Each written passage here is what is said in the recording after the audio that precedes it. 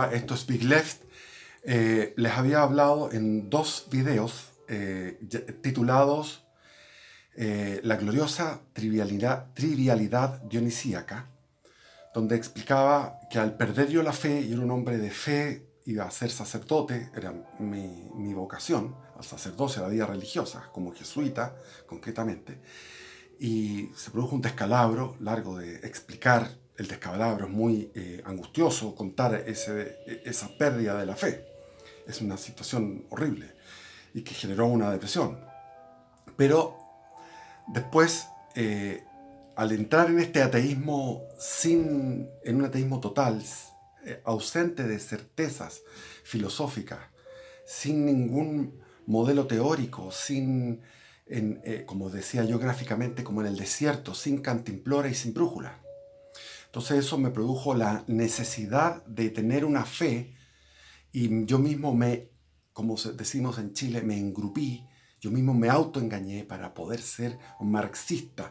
Y como tenía esa tendencia neuronal, esa disposición en mi interior, en mi cerebro, a tener una fe, finalmente me vi sorprendido de que estaba poseído por la fe marxista, que es una fe.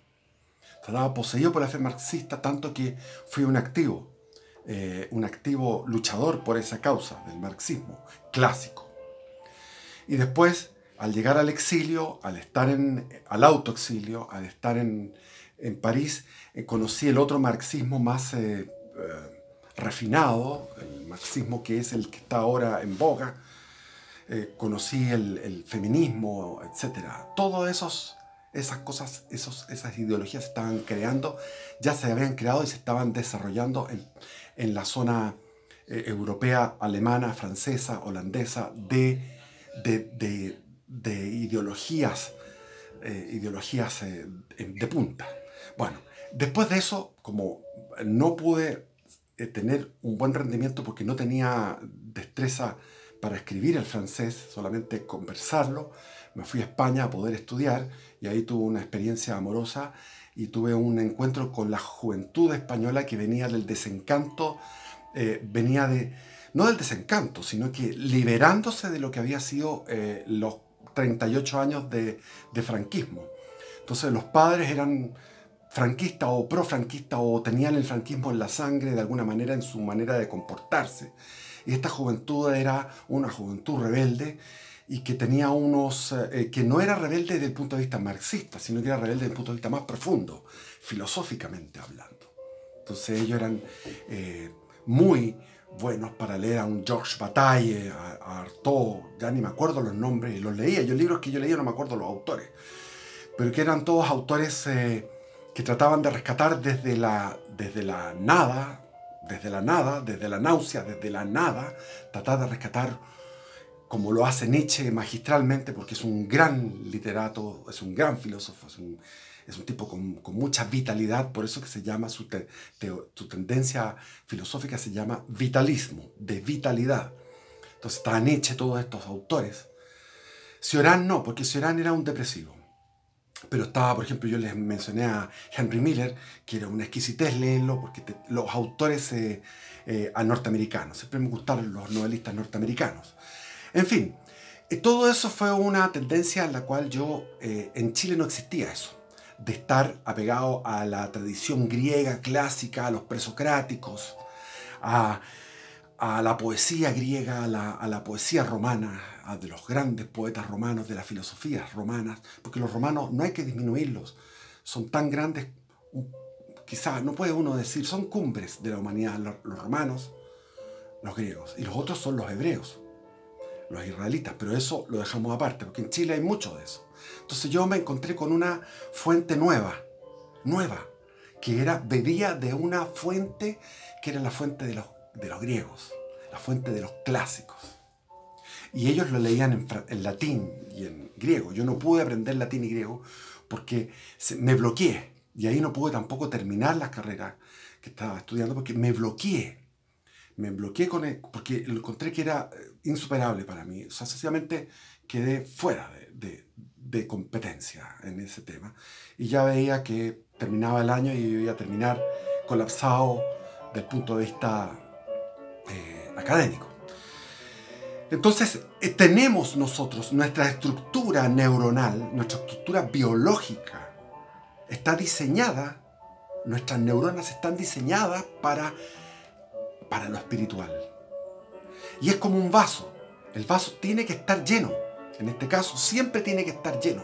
Si está vacío, si estamos en un ateísmo radical como es el sartreano, se produce lamentablemente un desequilibrio psicológico muy grande, inseguridad, una ausencia del mundo, prácticamente no hay cómo conectarse con el mundo. Porque, por ejemplo, ustedes me dirán, pero ¿cómo lo hace, qué sé yo, el traficante de drogas? No, es que ese tipo no está en esa. El tipo tiene su vocación, su fascinación por el tráfico de drogas y tiene su pasión en eso. Y no está en esa angustia metafísica que es prácticamente el umbral de una depresión. Ahora, existen en la humanidad distintos talentos, así como hay gente que tiene un talento para una cosa y otra, hay distintos talentos. Existe, por ejemplo, el genio desbordante en música, cómo puede inventar esas notas, o el genio matemático, etc. Pero hay un tipo de genialidad con comillas que yo fui premiado con esa genialidad, que no es una genialidad de intelecto, no es de inteligencia, sino que es una genialidad de poder entrar en éxtasis con facilidad. Entonces los psiquiatras, algunos dicen que esto se llama una bipolar soft, otros le llaman una hipomanía o hipomanía permanente, etc.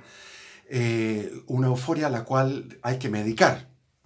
El tema es que cuando la euforia va incrementándose y va tomando cuerpo en sus adicciones, en su fanatismo por el disfrute de la vida, llega un momento en que está tan imbuido en el disfrute de la vida que pierde conexión con lo real o las personas o el mundo en general le hacen la zancadilla a este que va corriendo como alucinado, como San Cupertino, que era un santo italiano que andaba siempre elevado, tenía levitación, pero iban en procesión los monjes en la Edad Media, o no sé si en la Edad Media, por 1600, no me acuerdo de la fecha. Entonces iban en Italia los monjes rezando y de repente fray Cupertino, que no era ningún genio, era un gallo de inteligencia incluso media baja, se elevaba y entonces el provincial, el padre maestro, el jefe, lo agarraba de aquí de los talones y los bajaba, o sea, se elevaba tanto como a la cabeza de toda esta columna de meditantes, y lo hacía cada rato, pasaba levitando. Entonces era su talento. Entonces viene la realidad y te tira un palo, como cuando tú vas en una bicicleta y te tiran un palo a los aros, te sacas la mierda.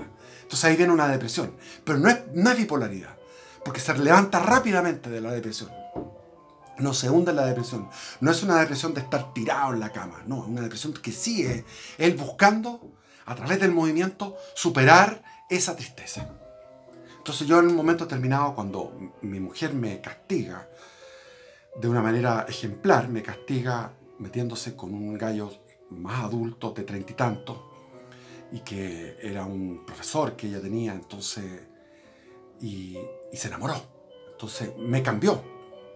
Entonces ese castigo fue tan grande que yo quería como suicidarme, estaba muy mal en ese momento, y me fui a recorrer distintas partes, me metí a era de verano, me metí a todos los conciertos de rock, tratando de apuñalar ese dolor que tenía adentro y ese sentimiento de culpa, porque había sido yo culpable de generar la ruptura matrimonial.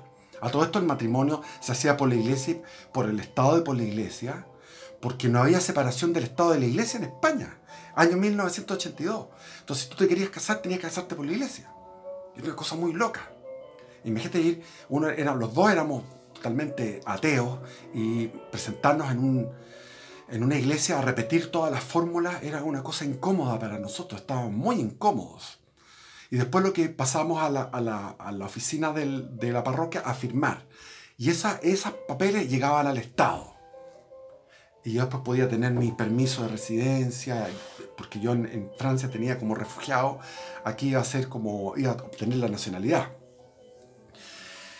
Entonces estaba hablando algo que se me fue porque me fui por el lado del matrimonio.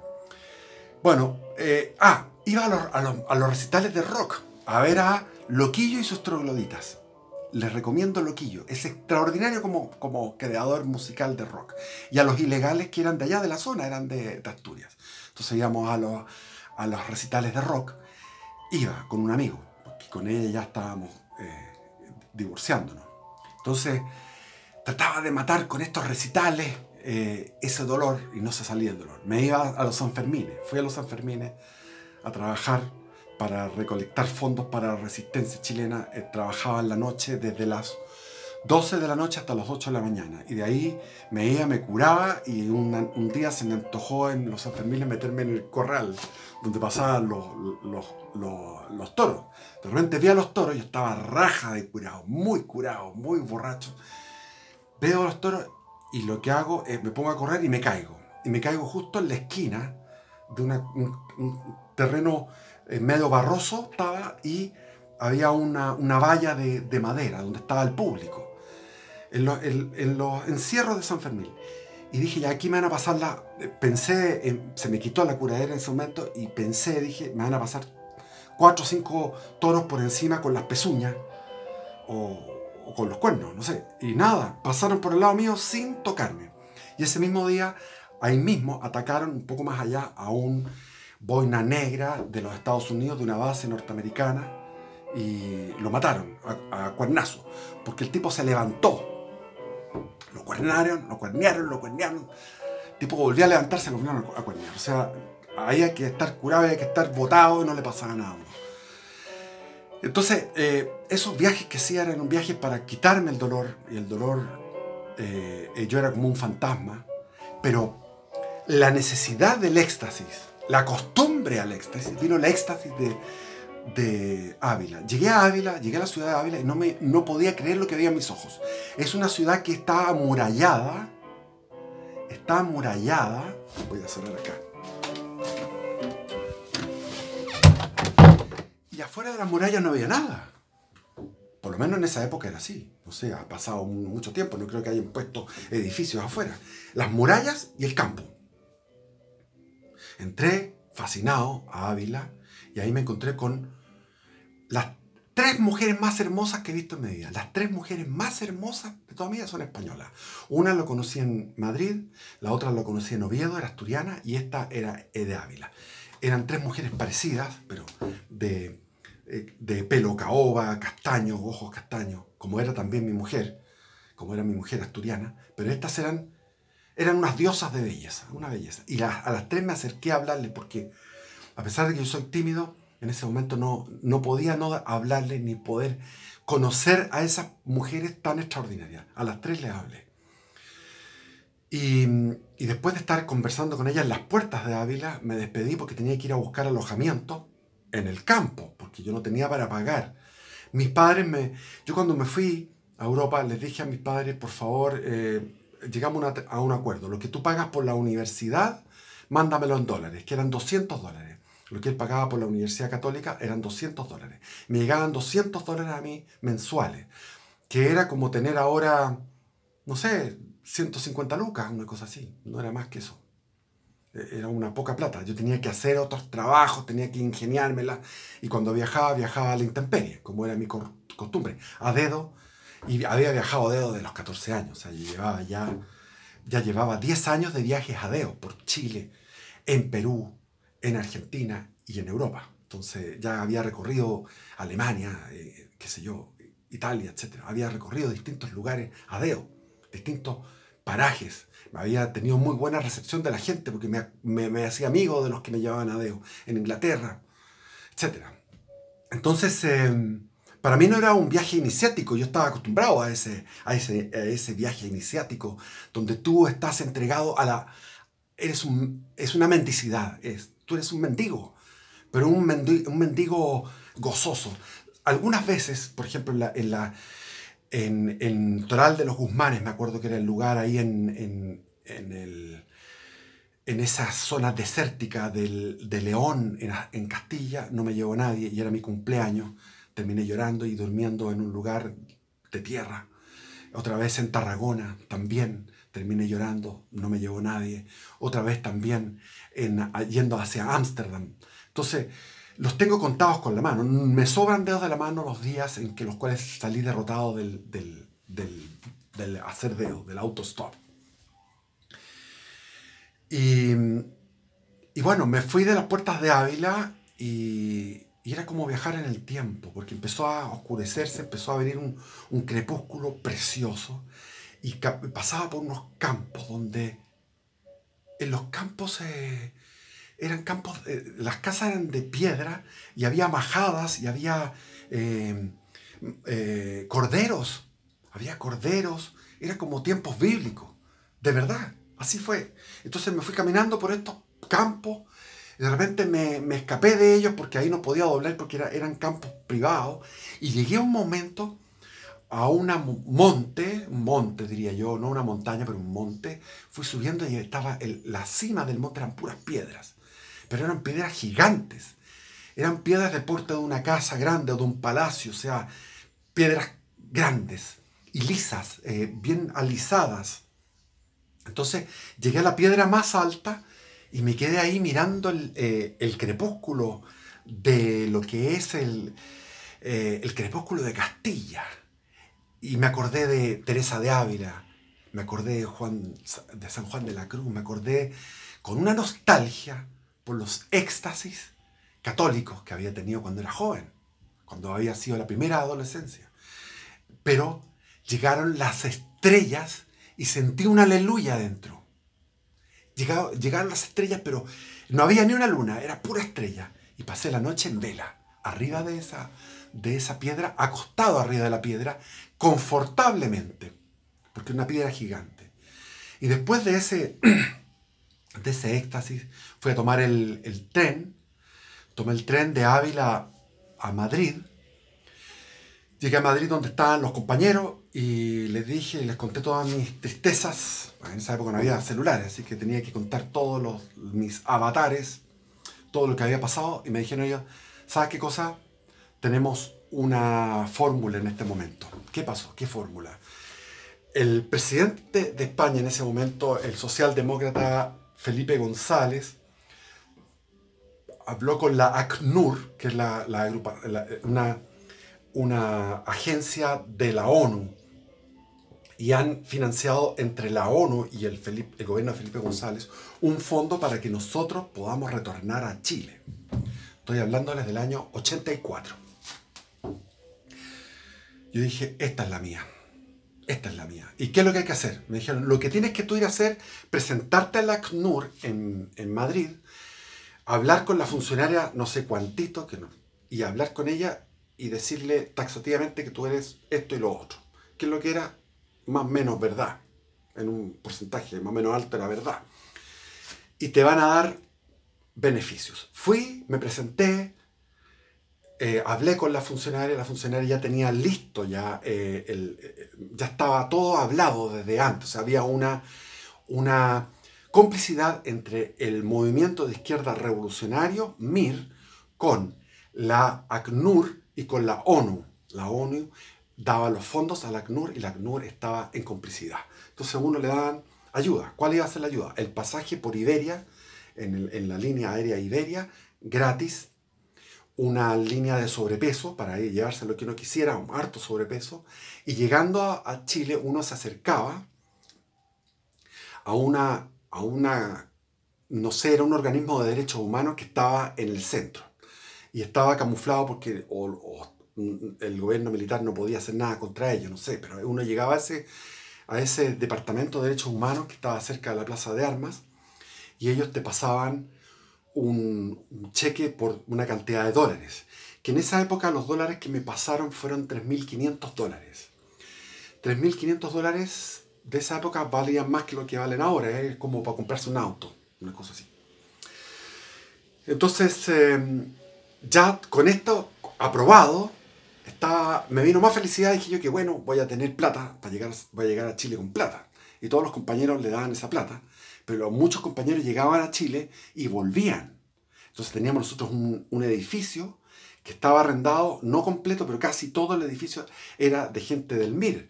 Entonces, llegaban estos tipos y llegaban a Chile y les daba miedo y se volvían con la plata a España. Y en España se ponían con un negocito de artesanal en el rastro donde se vendía artesanía, y los otros compañeros que eran fanáticos y buenos para la lucha revolucionaria se enfurecían y les decían: ustedes son unos traidores, han ocupado estos beneficios que da la ONU para nosotros, lo están ocupando para ustedes en forma egoísta. Entonces se armaba la bambera, el conflicto entre ellos. Y entonces dije, bueno, me voy a ir a viajar. Me fui a viajar a las Alpujarras. Me fui a viajar a conocer Granada, el sur de España, que no lo conocía. Las Alpujarras es una cordillera maravillosa. Y fui al pueblo que está más alto de España, que se llama Treveles. Treveles era como una serpiente blanca que va por la cima de varias colinas, que van en unas colinas en ascenso, en una pendiente elevada, para llegar arriba a un lugar de nieve.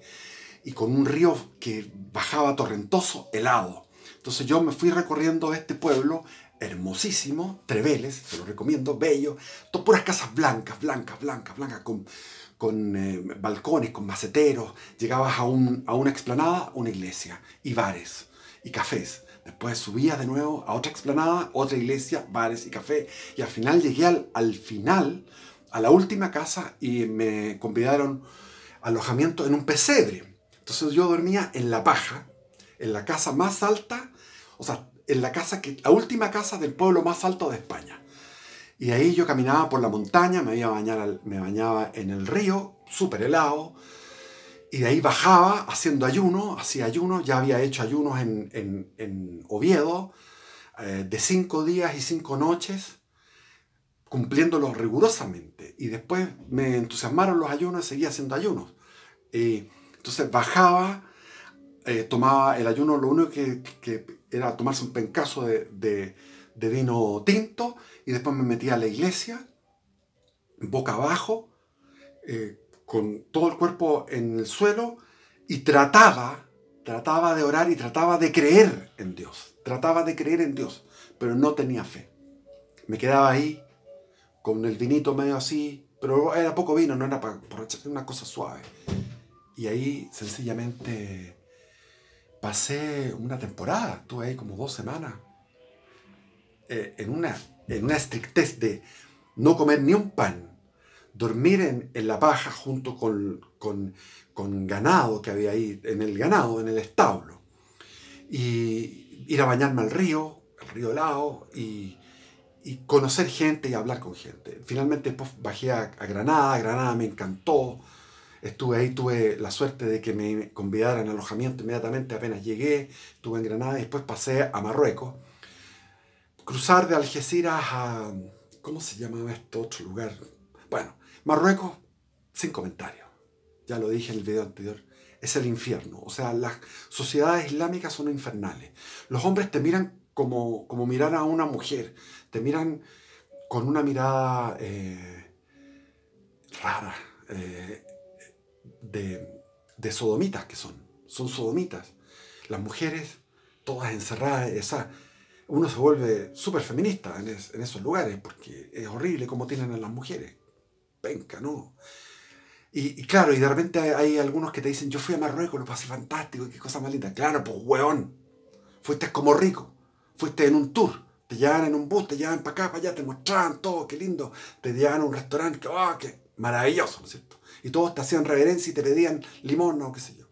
Pero no entienden lo que es tener la facha rubia, o sea, ser ario de facha y andar en esos pueblos. Porque los tipos odian a los rubios por una cuestión nada más que política. Porque eso fue conquista francesa, fue una conquista española, no, Tánger fue conquista española. Entonces, lo que tienen ellos en todas partes del mundo odian a los rubios. Eso es una constante. Pero, bueno, yo lo pasé pésimo, porque me atacaron, me asaltaron, sufrí violencia, como nunca la había sufrido en mi vida. No hay que adentrarse en eso. Yo llegaba a la pensión donde estaba, a las pensiones donde yo vivía en Marruecos, tiritando. Entonces cuando regresé a Algeciras, dije yo: esto es una maravilla. volver a la civilización cristiana occidental. Libertad, tolerancia, buenas personas, amables, etcétera, etcétera. Bueno, y llegó el día indicado, tomé el avión, llegué en este avión de Iberia a Buenos Aires, ahí estuve en Ezeiza mirando, no tenía idea, ahí mirando, nuevamente despegamos en Buenos Aires, y cuando iba pasando la cordillera, estaba la cordillera tapada por un blanco de la nube. Y avisan por la radio que vamos a aterrizar en el aeropuerto Comodoro Arturo Merino Benítez. No tenía idea, dije, pero si yo voy a Pudahuel, no le habían cambiado nombre. Pero sabía que llegaba a Chile y me largué a llorar. Y estaba aterrizando el avión y así, yo me levanté, saqué, me fui al baño, me lavé, volví a ponerme el cinturón de seguridad y me encontré con mi familia, todo cambiaba, mi hermana que estaba con un sobrino, etcétera, etcétera. Entonces llegamos a un almuerzo familiar, y en ese almuerzo familiar yo conté mis últimos viajes, sobre todo el de Marruecos, el de Granada, los últimos viajes.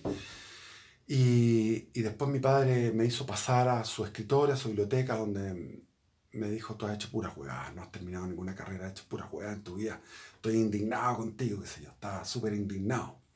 Así que me echó la foca, me retó. Y después mi madre me dijo: tú no te puedes quedar en esta casa. Tenía yo espacio para quedarme porque era una casa grande, tenía donde dormir, pero mi madre me dijo: tú ya te gastaste quemaste todos los cartuchos. Tenía razón. Quemaste todos los cartuchos, ya no terminaste ninguna carrera, anduviste enamorándote, casándote, yo no te di permiso para esas cosas y bueno, ya, listo. Entonces me dijo: puedes venir a ducharte y puedes venir a comer, pero a dormir no. Y ahí me fui a dormir a un lugar en Santiago, que era un lugar cerca de la Plaza Italia, al frente de esa iglesia que vandalizaron. ¿Por qué? Porque ahí ese sacerdote de esa iglesia que vandalizaron, que está cerca de la Plaza de Armas, en Vicuña Maquena, ahí estaba un sacerdote que era un tío mío. Y yo me acuerdo mucho de esa iglesia porque yo iba a ver a ese curita que era tío y me leía el Principito. Entonces yo leía el Principito, él me leía el Principito y tenía recuerdos muy bellos de esa iglesia. Cuando la vandalizaron me dio mucha pena. Entonces al frente de esa iglesia me fui a una pieza con un colchón y bueno, empezó mi vida en Chile. Y empezó esa vida en Chile que, resumiendo, yo no quiero tirarme a contar todo lo que fue que entré a la Universidad de Chile a estudiar filosofía de nuevo, en la Universidad de Chile, pero no, alcancé a estar un año, no quiero mentir, estuve un año, el año 85. Pero en el año 85, ahí, ese era un lugar donde se peleaban entre los miristas, los socialistas y los comunistas, el MDP, Movimiento Democrático Popular.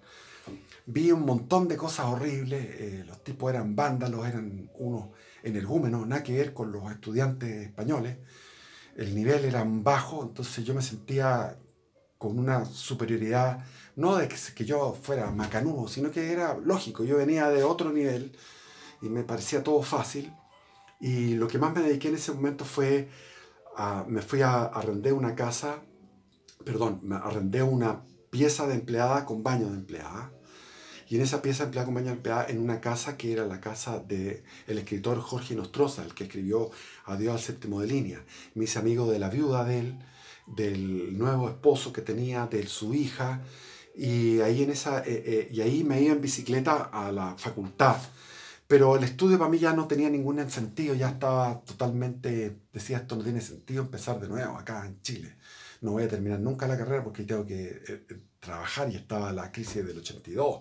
Todavía está las secuelas de la crisis del 82 y de las protestas. Todavía están las protestas, una vez al mes venía una protesta.